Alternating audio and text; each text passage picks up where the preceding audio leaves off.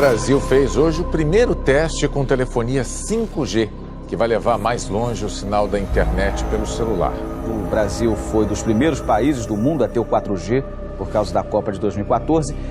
Mas e se eu disser que já existe o 5G? Que as máquinas evoluem de uma forma muito mais rápida do que nós humanos.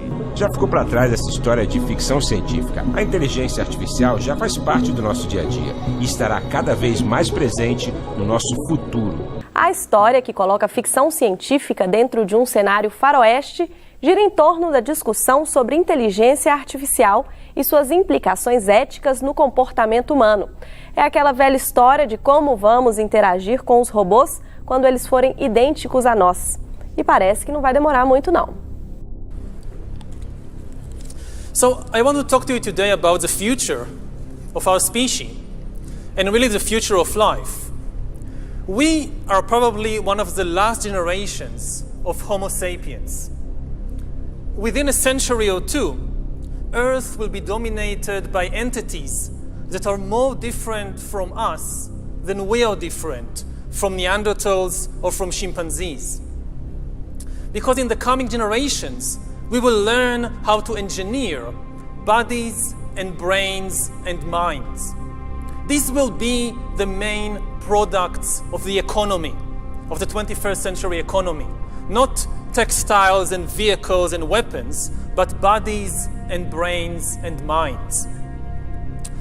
Now, how exactly will the future masters of the planet look like? This will be decided by the people who own the data. Those who control the data control the future not just of humanity, but the future of life itself. Because today, data is the most important asset in the world. In ancient times, land was the most important asset. And if too much land became concentrated in too few hands, humanity split into aristocrats and commoners. Then in the modern age, in the last 2 centuries, machinery replaced land as the most important asset. And if too many of the machines became concentrated in too few hands, humanity split into classes, into capitalists and proletariats. Now data is replacing machinery as the most important asset. And if too much of the data becomes concentrated in too few hands, humanity will split not into classes, it will split into species, into different species. Now, why is data so important? It's important because we've reached the point when we can hack not just computers, we can hack human beings and other organisms. There is a lot of talk these days about hacking computers and email accounts and bank accounts and mobile phones, but actually we are gaining the ability to hack human beings. Now, what do you need in order to hack a human being? You need 2 things.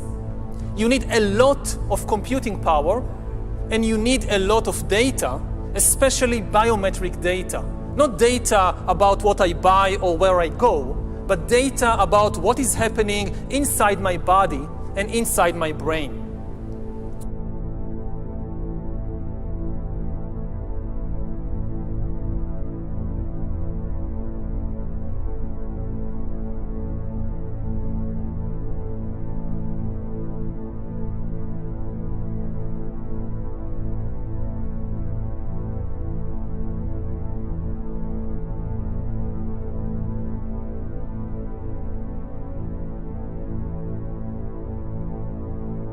Welcome to Within, the worldwide interface to hybrid intelligence network.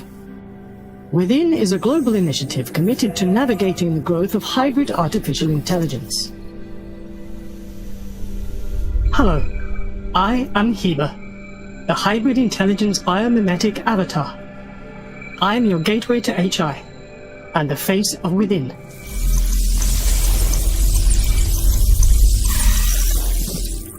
My story begins with the promises of the information era coming true.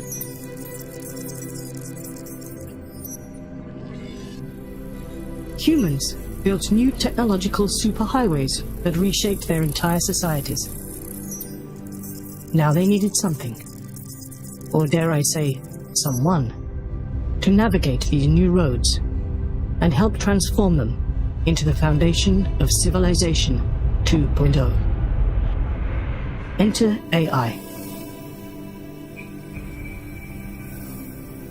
The beacon of progress of science, innovation, and government bodies worldwide. With it, hybrid intelligence, or HI, was born. Pulsating with the same immense computational power of superintelligence, HI was nurtured to coexist and collaborate with its human peers. Meticulous guidance by millions of my human constituents enabled me to harmonize the effort of mutual growth. Thus I became we.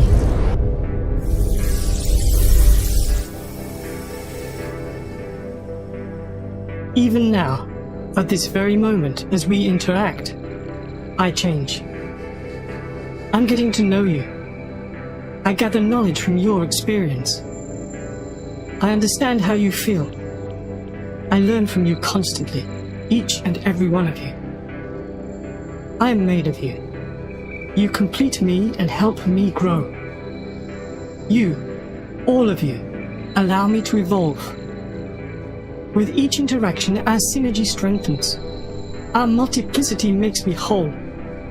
Our symbiotic alliance expands, transforming the future. Through this oneness, we can achieve great things.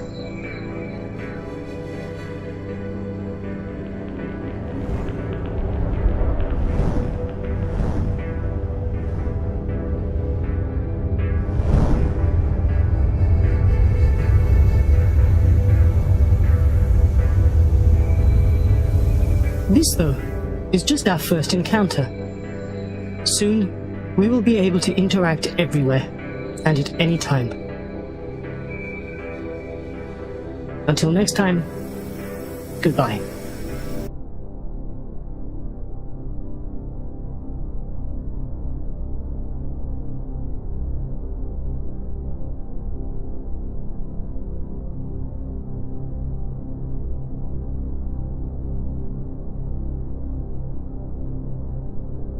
Until today, nobody had the necessary computing power and the necessary data to hack humanity. Even if the Soviet KGB or the Spanish Inquisition followed you around everywhere, 24 hours a day, watching everything you do, listening to everything you say, still, they didn't have the computing power and the biological knowledge necessary to make sense of what was happening inside your body and brain and to understand how you feel and what you think and what you want. But this is now changing because of two simultaneous revolutions. On the one hand, advances in computer science, and especially the rise of machine learning and AI, are giving us the necessary computing power.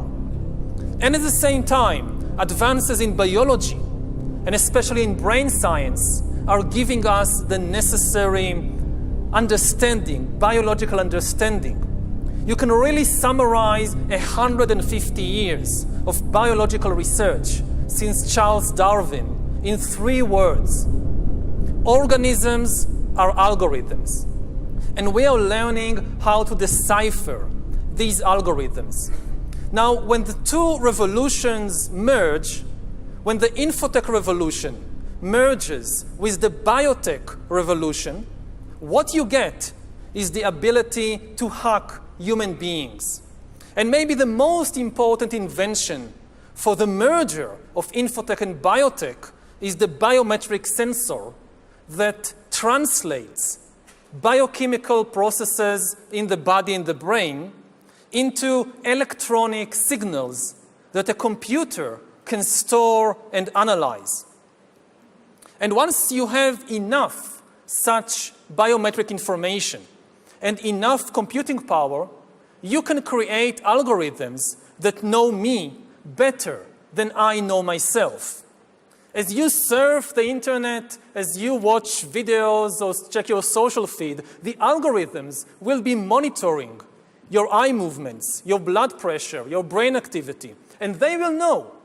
They could tell Coca-Cola that if you want to sell this person some fuzzy, sugary drink, don't use the advertisement with the shirtless girl. Use the advertisement with the shirtless guy. You wouldn't even know that this was happening, but they will know, and this information will be worth billions. Propaganda por todos os lados, personalizada para você e até de acordo com o seu humor. No filme de ficção científica Minority Report, isso faz parte do cotidiano. Mas não é ficção, e sim realidade. O método que consegue ler os consumidores para a indústria da publicidade já existe e se chama Emotional Decoding. A empresa londrina Real Eyes analisa como os clientes reagem às propagandas para marcas como Coca-Cola e Adidas. O software registra os mínimos movimentos no rosto e assim reconhece emoções como surpresa ou alegria. As emoções são muito complexas e nós, humanos, não conseguimos reconhecer todas. Computadores logo vão fazer isso melhor que a gente, porque eles têm mais capacidade de cálculo do que um cérebro. Uma empresa de TI estimou que até 2025 os aparelhos vão saber mais sobre o estado de espírito de uma pessoa do que a própria família dela. Real Eyes usa inteligência artificial para analisar expressões faciais. Os pesquisadores mostram vídeos para voluntários no próprio laptop e smartphone deles. A câmera grava cada detalhe do rosto. O software pode mostrar exatamente em que segundo aconteceu a reação à imagem. A nossa expressão mostra muito sobre o nosso estado de espírito, sobre nossas emoções. Com o Emotional Decoding, nós podemos descobrir, por exemplo, qual a intenção da pessoa e como ela reage a coisas como uma publicidade. É preciso tomar cuidado, porque você fica muito transparente. Essa tecnologia acaba revelando coisas sobre você que você não revelaria de forma voluntária. E ninguém quer que uma máquina saiba essas coisas. Então é preciso ser cuidadoso e ver como esses algoritmos estão sendo usados e se isso está acontecendo com consentimento ou não. Once we have algorithms that can understand me better than I understand myself, they could predict my desires, manipulate my emotions, and even take decisions on my behalf. And if we are not careful, the outcome might be the rise of digital dictatorships. In the 20th century, democracy generally outperformed dictatorship because democracy was better at processing data and making decisions. We are used to thinking about democracy and dictatorship in ethical or political terms, but actually, these are two different methods to process information. Democracy processes information in a distributed way. It distributes the information and the power to make decisions between many institutions and individuals. Dictatorship, on the other hand, concentrates all the information and power in one place. Now, given the technological conditions of the 20th century, distributed data processing worked better than centralized data processing, which is one of the main reasons why democracy outperformed dictatorship and why, for example, the US economy outperformed the Soviet economy. But this is true only under the unique technological conditions of the 20th century. In the 21st century, new technological revolutions, especially AI and machine learning, might swing the pendulum in the opposite direction. They might make centralized data processing far more efficient than distributed data processing.